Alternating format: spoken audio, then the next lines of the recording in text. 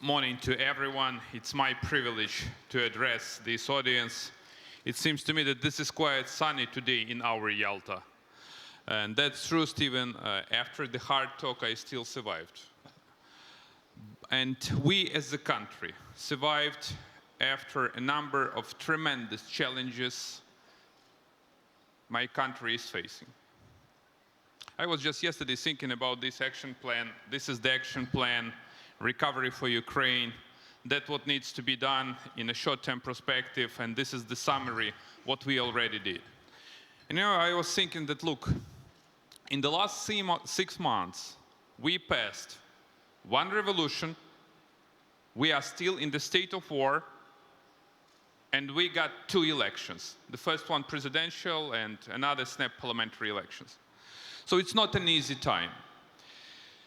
And frankly speaking, the only source of energy, the energy for reforms, the energy for changes, is this strong will of the Ukrainian people, strong desire to have another country. And it was up to the people to make these changes in Ukraine, but much depends on the political elite, much depends on the government, on the House, on the president. Much depends on the institutional capacity of Ukraine to deliver real changes. Just after we took over the office of the Prime Minister, the key factor for us was to resume talks with the IMF. And we did it, we succeeded in getting the IMF and the World Bank support. But on the other hand, this coin has 2 sides. On the other hand, we had to pass a very complicated austerity package, what we did twice. I won't say that people were happy with this, but it was really important that the majority of Ukrainians accepted that the government shut down a number of entitlement programs, accepted that the government had to increase the tariffs for households, accepted that the government had to increase tariffs, taxes, and rents, accepted that the living standards dropped substantially. And for today, we need to explain the reason why they accepted this and what should they get after this austerity package, after these tough and complicated reforms. So we succeeded in a number of things. The IMF, partly deregulation. We introduced to the House a number of anti-corruption legislation, de-shadowed partly economy, passed a new procurement law, so did a lot of good governance stuff. But where we failed? We failed really in tackling corruption, in overhauling the entire legislative system, eroded entirely, I would say, eroded judicial system, corrupted judges, ineffective prosecutors, and Soviet-style militia or police. This is I would say, the key agenda for the further reforms in Ukraine. It's not an easy job to handle reforms, having these kind of challenges and having snap parliamentary elections that are scheduled on the 26th of October. Because, politicians are going crazy. Everyone is to promise everything for all good and against everything bad. But this is another, I would say, circle, a political circle that we need to cross, and we will do it. We will do it, and I'm just thinking about the composition of the future parliament and the future government, whether this future will deliver the future.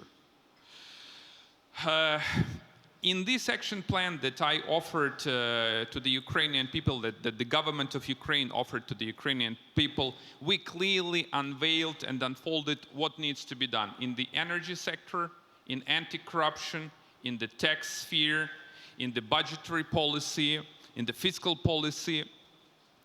This is not the final one, and we can present a very long, comprehensive, with 100 pages of some kind of action plan. But what we need a clear-cut strategy that is unfolded in this plan.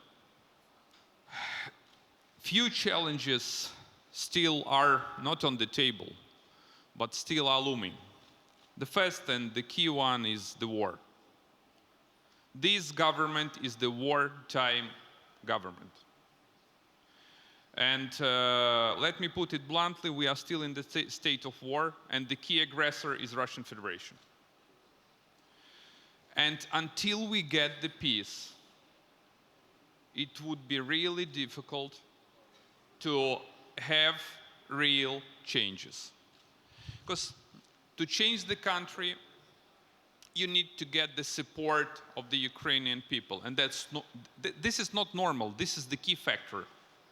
Because the support of the people is the key driver of all reforms. But look, when ordinary Ukrainian citizens switch off the TV set, and for example, the first footage he takes is that Russian tanks invaded Donetsk and Lugansk. And another footage is that, for example, the government proposed some kind of tax reform. It's normal that people don't care about the tax reform. They care about the security. And the normal reaction of every normal human being is to go urgently to the bank and to withdraw the deposit. Then to take hryvnia and to change it into dollar-denominated assets. Fear. So, the key priority, not only for Ukraine, but the key priority for the entire world, is to deter Russia and to stop the war. This is the key precondition for further reforms. It's crystal clear that we are not allowed to waste the time. No. But if we stop the war, if we contain Russia, we will get the chance to attract international investors. Because, you know, not an easy job to attract an international investors when you have in your country already Russian tanks and Russian artillery. To regain the credibility of domestic investors and to be clearly focused on reforms that are needed in the country. So the first challenge, as I already mentioned, is the war. The second one, which is actually a part of the war, because Russia waged the war to Ukraine not only with the military tools and means, but with another one, with the political, economic, even social. So an energy sector. An energy sector is under the threat. And you're well aware that Russia cut off the supply of natural gas to Ukraine a few months ago. And they even went further. A few days ago, Russia substantially decreased the supply of the natural gas to EU member states. It dropped by 10%. And the idea was just to stop the reverse flow that we launched together with a number of EU member states. And I praise and I commend the efforts of the European Commission and our European partners to build up this reverse flow. The sad issue is that a number of Ukrainian coal mines were entirely demolished and dismantled by Russian-led guerrillas. So for today, we are even not out of coal, but we got the problems with the coal supply. Partly, we resolved all these energy challenges. In our gas storage facilities, we get up to 17 billion cubic meters of natural gas. That's not enough to have the warm winter, but this is enough how to go through the winter, not to be freezed. We started to import coal from different countries, including South African Republic. This is the first time in the last 2 decades. And we believe that in case if we restore law and order in these territories that are still controlled by Russian-led terrorists, we will bring back the supply of coal from these areas to Ukrainian electricity system and to Ukrainian electricity plants. So my take on this is that tremendous challenges, huge problems, but huge opportunities. we are obliged. This is our responsibility to deliver, to change the country, and to make Ukraine better. And I strongly believe that in some time we will have European Union conference in Yalta. And you, Steve, will probably manage this conference not with a hard talk, but with easy one. Well, Thank you. I sincerely hope that comes to pass. I guess it's a question of how old we might be by the time we are conducting that conversation. We are still young. Yeah, well, tell that to the tops of our heads. But listen, you raised so many interesting issues there. Let me start with a pretty straightforward and simple one. The country, you say, is still in a state of war. The aggressor is the Russian Federation, and Russian troops, you say, are still on your territory backing the men that you call the terrorists. And yet you are now conducting a negotiation with that side, which includes, of course, the Russian government and representatives of the terrorists, as you call them. Outline for me what you see as a lasting, viable settlement as a result of these talks. Because right now it is a very fragile ceasefire. You tell me what you think a deal looks like that can bring lasting peace to your country. It's too premature to say that we already hammer out the deal. This is the first step to pave the way to a probable or suggested future peaceful solution. And frankly,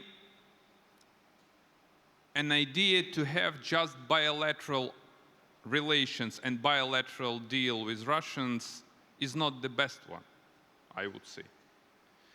I am a strong proponent of so-called Geneva format, which includes the United States, the European Union, Ukraine, and Russia. We are not so strong to have bilateral talks and to get bilateral deal with Russians. They will outplay us. That's what they expected, that they want to do. Putin wants to get another frozen conflict and to have his hand in our belly fat. Would you accept that the Russians have outplayed you so far? I do remember the interview you had with President Poroshenko, so let me not comment on the international issues.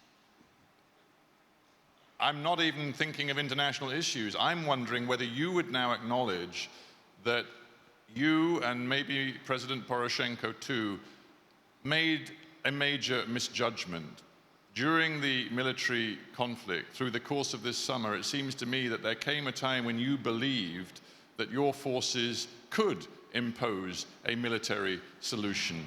And you misunderstood the degree to which Putin and Russia was never, ever going to allow you to retake Donetsk, Luhansk, and the other key cities that the rebels, the quote-unquote terrorists, held, because Russia's interest would not allow it. You misunderstood what Putin was about. Well, it's clear for me what is the ultimate goal of President Putin. His aim is not just to take Donetsk and Lugansk. His goal is to take the entire Ukraine. He cannot cope with an idea that Ukraine would be a part of big EU family. He wants to restore the Soviet Union. And President Putin in 2007 in Munich was very clear, saying that the biggest disaster of the last century is the collapse of the Soviet Union. Rephrasing him, so the biggest success of President Putin would be the restoration of the Soviet Union. Russia is a threat to the global order and to the security and stability in the entire Europe. At the first stage, he decided to annex Crimea. At the second one, he wants to build up a frozen conflict in Donetsk and Lugansk. As the third one, he wants to facilitate the corridor from Donetsk, Lugansk to Kherson, Odessa, and Transnistria. And the fourth one, he wants to eliminate Ukraine as an independent country. This is my take on this. But if you really believe that, then what are you negotiating about? And I come back to this vision of a deal. There can be no deal with a man who is set upon the agenda that you've just outlined. This is the idea of, as far as I understand, the idea of these talks was just to stop, as President Poroshenko mentioned in your interview, a massacre. Just to get the pause, to regroup, and to get another scope on this situation. So this was the idea of this ceasefire. I thought it was something else. I mean, you're saying to me, this is simply a pause in the fighting, and in the long run, you hope that with the backing of NATO, and Mr. Poroshenko mentioned arms supplies that he believes will come from NATO member states, you're suggesting to me that the war will resume because there is no other option. I thought that Poroshenko's message was that actually there is a vision inside the Ukrainian government for a settlement that will involve massive decentralization, significant, major autonomy for regions across the east of your country, and a new political deal which Moscow will accept. Is that or is that not your vision? I would be happy to have peace in my country. But the question is the price for this peace. So the idea of having the peaceful solution is a valid one. But to execute and implement this idea, we need to have sitting at the table the US and the EU. We need to get some guarantees. I don't want to mention notorious Budapest Memorandum. We already got guarantees. Well, so we need to have an appropriate guarantees of Ukrainian sovereignty and independence. You mean, sorry to interrupt, but this is so important. You mean the sorts of collective and mutual security guarantees that would come with NATO membership. So you're saying, frankly, Ukraine cannot make a deal with Russia unless it has its territorial integrity, its security guaranteed by the West. Is that what you're saying? Is that why you've chosen to raise this idea that Ukraine must seek NATO membership? Well, let me comment on NATO. I kept silence on NATO, and the answer on NATO was usually that NATO is not yet on our radars. That's what you said to me a few months ago. Yeah. But as Russians invaded and made an explicit incursion into Ukrainian territory, there is no reason to play this card. So the idea is to say it bluntly and clearly that NATO, in these particular circumstances, is the only vehicle how to protect and defend Ukraine. I do understand that not all NATO members were happy with this kind of statement. But my job is to make happy the people of Ukraine. This is the first point. The second one, I do understand that in a short-term perspective, NATO is not ready to accept Ukraine. But, you know, ask and you will be given. Not necessarily. Well, it's about Bible. And knock and the door will be opened. So we decided to knock. But you just said something very interesting. You said, my job is to make the people of Ukraine happy. It is not in the long run going to make the people of Ukraine happy if you stake out political positions that are frankly unrealistic. And some people may believe that you've begun to play politics with this issue. You are sounding, if I may say so, more hawkish than President Poroshenko. And some Ukrainians may believe that's because you're staking out territory in the run-up to the October elections. Is that what you're doing? You know, I am doing what I believe in. In 2008, as the Speaker of the House, I signed an application to NATO asking for the membership action plan. I stick to my previous promises. It was 7 years ago. And actually, President Poroshenko supported it.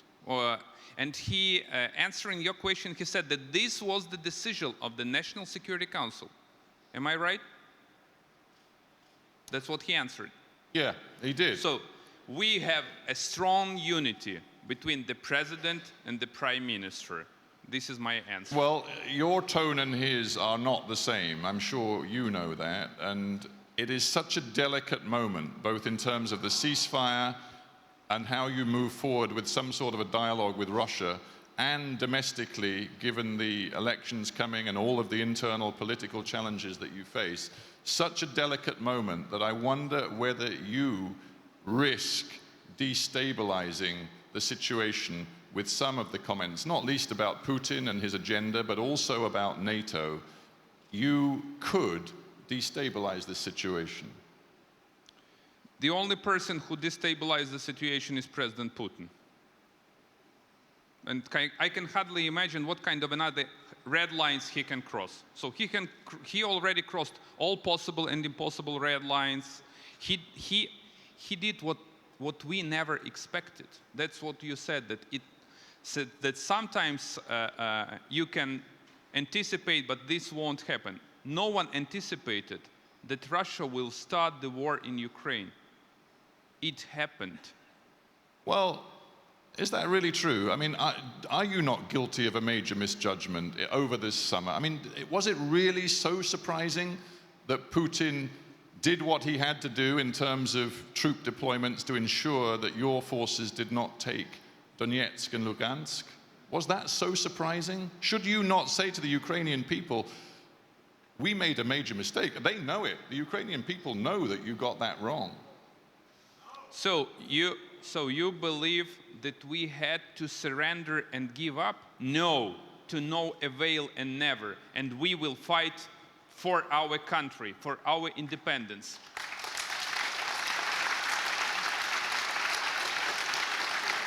So,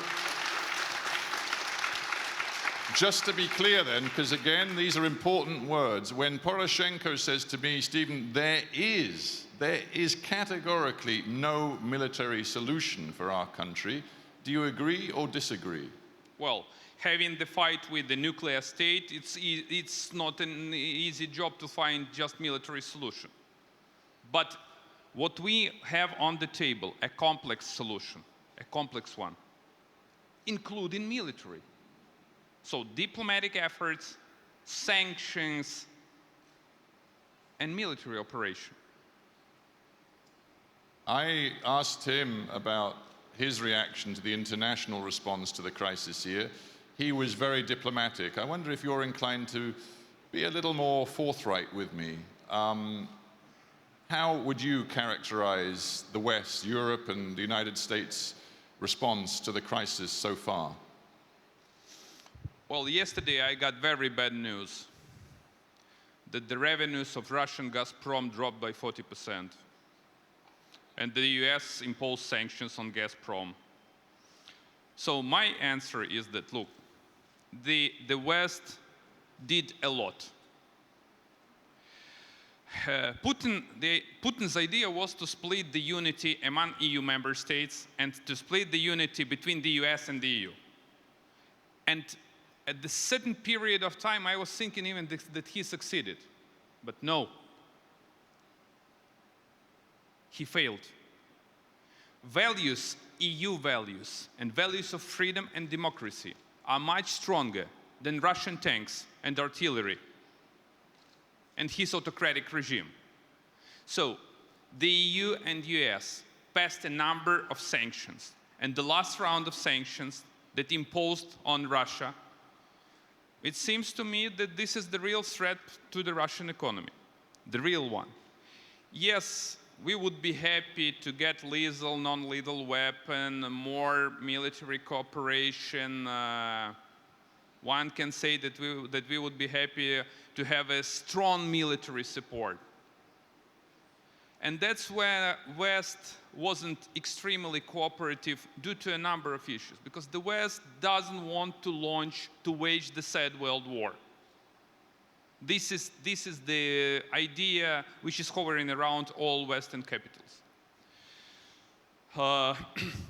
So my take on this is that one can say that Russia doesn't care about sanctions. This is bluff. If you froze an assets, if you secure an access to rollovers, if you stop to finance a number of energy projects in Russia, Russia is not definitely in the best economic shape. It's more in the West economic shape. And if oil goes down, this would severely affect the Russian economy. The idea of sanctions is to deter Russia, to bring them back to real negotiations, and to sign and execute and implement the real peace plan and peace deal. About Ukraine's internal situation, you rightly said, the challenge our country faces and our ability to shape our own future isn't just about what happens in the East, it's about grasping the need for these fundamental reforms. And you said, very frankly, you said, we have failed in tackling corruption. We have failed with genuine reform of our political system, our totally eroded judicial system. You're very honest about the fundamental weaknesses that Ukraine has today. If I were a Ukrainian watching the electoral process today, which is it October 26th, is going to end in parliamentary elections, why should I have any faith that the political parties on offer, the politicians on offer in Ukraine today have any capability, willingness, intent to really take on these weaknesses inside your own country?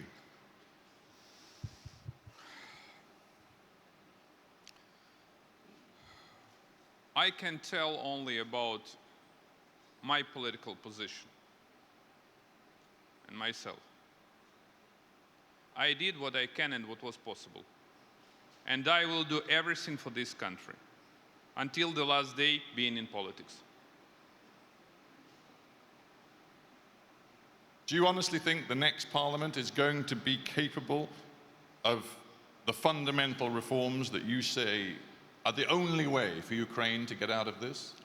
I honestly think that this is the last chance for my country. And we will use this chance. And it's all within the political will of the president, of new government, and new parliament. But again, if the president and the government will not meet the expectation of Ukrainian people, we will have the new president, the new government, and the new parliament. But the very fact that there are, dozens of political parties, that even you and the president frankly can't agree to fight on the same political ticket, suggests to me that many of the old factionalisms, divisions, personal egos, vanities, and animosities are still undermining Ukraine's political system. Well, the idea was to run together with the president, but I cannot tarnish the party with the name party of President Poroshenko. So we decided to go in separate camps, but together as a one united front for reforms and front for changes. Marek Siwiec, actually your last question, in some sense, I want to continue. Question about the internal situation in Ukraine, and the question is about the reason of post-Maidan destruction. Because we have seen you, Tyahnybok and Klitschko playing together. And then Yulia Tymoshenko came from prison. At this moment, you have your party, Klitschko has his party, President Poroshenko, who has never his party, has his party again with Lutsenko. we have the miracle that the Party of Regions disappeared. Well, okay, we can like Party of Regions or we don't have to like the Party of Regions. But they represented a certain number of people, not only in Lugansk and Donetsk, but it was a significant power. Now they do not exist anymore. We have free Party of Region or post-Party of Region. So my question is, what is the idea for the pro-reform coalition? If you cannot communicate before election, how can you communicate after election? I'm really afraid that if I see names in the name of personality of leaders, in the name of parties, this is the barricade for the future cooperation, not something which can improve cooperation. This Okay. it was my question. But one short comment, because I'm sitting with Javier Solana, and we can say something about how to be a member of the NATO. Javier was those time the Secretary General of NATO. I was National Security Advisor for Poland. It took us to think in a realistic way 6 years to apply, to go to American Senate and say, listen guys, we are not bringing problems, we are bringing benefits as a future NATO member. And believe me, I see a discussion about the NATO membership in Ukraine now as a technical and very, let's say, egoistic, and it will not work. Thank you. Okay, so there's really two questions there. The one about his concerns about the nature of party politics in Ukraine today not serving the best interests of the country, and the other question, if we briefly get into it, is that he thinks, frankly, getting distracted by the NATO discussion right now is not, is that fair, not in the best interests of... Thank you for translation. Yeah, good. So if you can, briefly deal with both. Let me put it bluntly. I personally did everything I can to run together with the president. But there are some complications. So there is one party which has no personal name in its label, which is People's Front. And I had to do it urgently to establish the party and to run. Otherwise, you know, if you're out of politics, so how can you deliver what you promised already? And this is frankly not the best solution. It's far from the good one. On the other hand, look, this is the democracy. But before the elections, it seems to me that it would be reasonable to sign the coalition deal. I am not extremely, well, I would even say I am skeptical, frankly, about the future parliamentary elections. Because we will be running on this similar legislative basis with no changes, with the same state of play, having a number of well-known, notorious players. But on the other hand, people of Ukraine, they claim, they urge us for the snap parliamentary elections. So we will pass this and we will overcome this. On NATO, I already commented this. I do understand that NATO is not ready to accept us. But to become the NATO member, we need to start this process. Let's move. Let's move. Okay. All right, sir, we'll get to you. Charles Grant from the Centre for European Reform in London. We heard from President Barroso last night that a deal has been struck between Ukraine, Russia and the EU to delay the implementation of the famous DCFTA so that it will not be implemented on the Ukrainian side. Surely this takes away the pressure on you guys to reform your economy, which is one of the purposes of the DCFTA. Why have you done this, which seems to be very much in Russia's interests? And is the Maidan going to be happy about suspending the DCFTA? What I got from Brussels, and I've seen the statement of Trilateral Commission, as far as I understand, there is no delay in ratification. The deal will be definitely ratified. This is the first one. The second one, after we ratify the deal, Ukrainian side will implement everything that's what in the deal. We will approximate all Ukrainian legislation up to the EU standards, and the government is ready to pass an implementation action plan resolution. So we will not wait. The third issue is that my feeling is that this was the good gesture of the European Union. As we got this grace period, the EU opened its market, and Ukraine is still protected with a relatively protective import duties. So, for Ukraine, this is not the bad deal. We are allowed to export to the European Union, to EU member states, but we have a number of defensive and protective measures not to open entirely Ukrainian market for the EU goods. We will gain more. So this is the grace period for Ukrainian economy. But the question was whether that allows you to go easy on the reform side. No. To no avail. No. Just next day, the House ratifies the deal. The government and the president will implement every single word from this deal. All right, I'm going to try and squeeze in a couple more questions. Ma'am, did you want to ask a question? Yeah. Olga Bogomolets, professor of medicine, ex-candidate for presidential elections. The main statement, which I understood from your report, is that the cause of why you didn't make any reforms to the country since you're running for the last 6 months is the war with Russia. Is it correct? The war is the thing which is not giving you possibility to make reforms in Ukraine. Is it correct? Well, not going into details, I would be happy if you just get... Use the, Arsenij, put the mic close to your mouth. Yeah. If you just get this recovery plan, and at the second stage, we enlisted everything what we did. We did a lot in this country in the last 6 months. But the key impediment for further reforms is 2 elections, one of which you participated in, presidential one.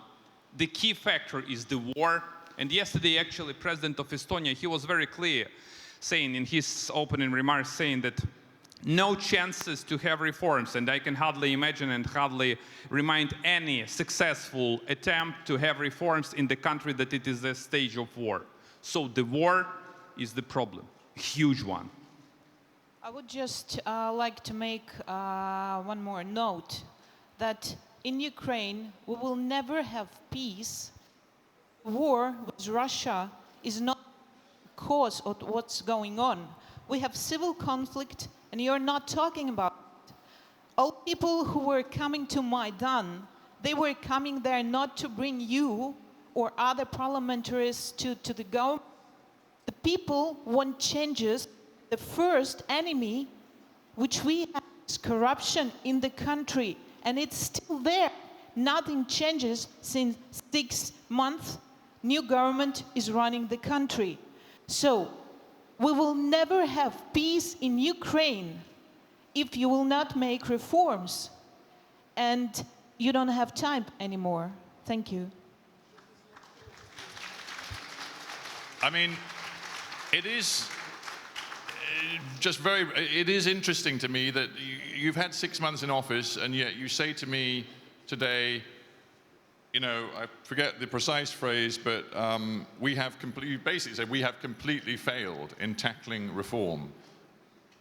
I mean, that is, frankly, very depressing. That you have been Prime Minister, admittedly, in an extraordinarily difficult period, but you see the country still riddled with corruption today.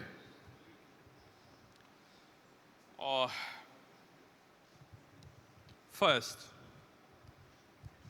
you mentioned a civil conflict. We do not have a civil conflict in Ukraine. That's what Russians are usually saying, that this is the civil war, this is the civil conflict. No, this is the war that Russia waged. Second, in the last 6 months, I know that you are running in the presidential list. The Prime Minister was in office for 6 months. The President was in office for 3 months. We did what we can, starting with an austerity, starting with the IMF, starting with the number of reforms in tax and budgetary system, and ending with the second stage of visa liberalization regime. I can hardly imagine that in these circumstances, it was possible to do more. The country is in a very complicated position. And what is needed for the country? A strong unity among everyone. And I believe that the next parliament, together with the next government and the president, will make better reforms than the current one. And I wish to see this. Right, we're going to have to move really fast now because we've got about 5 minutes left. Sir, you at the back, and then we'll come over here, and then over there, and then I think we'll be out of time. Tomáš Fiala from Dragon Capital and European Business Association. Prime Minister, we very much support your efforts in solving the security situation and balancing the budget or stabilizing the fiscal situation. But I have to, on behalf of business and the European Business Association and also many economists, including Nobel Prize laureates and Eric Berglow from the EBRD, etc., we are very unhappy with the pace of fighting corruption, deregulation, rule of law, and administrative reform. We have discussed it with you 6 months ago, and it seems to me that you have been afraid about the social impact. A certain level of populism maybe has been present in your decision making. You will be Prime Minister for 2 more months, maybe longer after the elections in the new government. We would very much hope that a person like you would go down in history as somebody who has actually at least started some of the structural reforms. Could you please, in the next 2 months, deregulate, eradicate some of the authorities that are there just to extract bribes, solve the issues that, for instance, the Estonian president addressed to you, where the largest Estonian investor has been defrauded of his $200 million investment in Kiev. Is it possible, or do we have to continue to wait? Okay. Well, it's the same theme, but I suspect you're going to give the same answer. But just, I mean, it is interesting, the groundswell of opinion we're hearing, which says, you know, we are very disappointed with what we have seen on the reform front.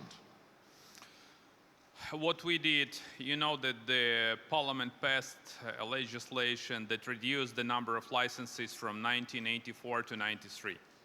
So this was the first step. Today in the morning, the government published the resolution.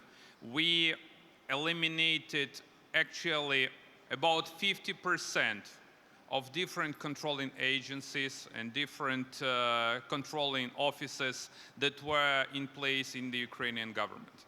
So this is the second step. The third step, that we introduced to the parliament a new tax code which reduces the number of taxes from 22 to 9. We will propose to the parliament to pass the legislation which entirely revises the income tax and personal profit tax. So we abolished all controls and all checks by a number of Ukrainian authorities under the new legislation by the end of this year.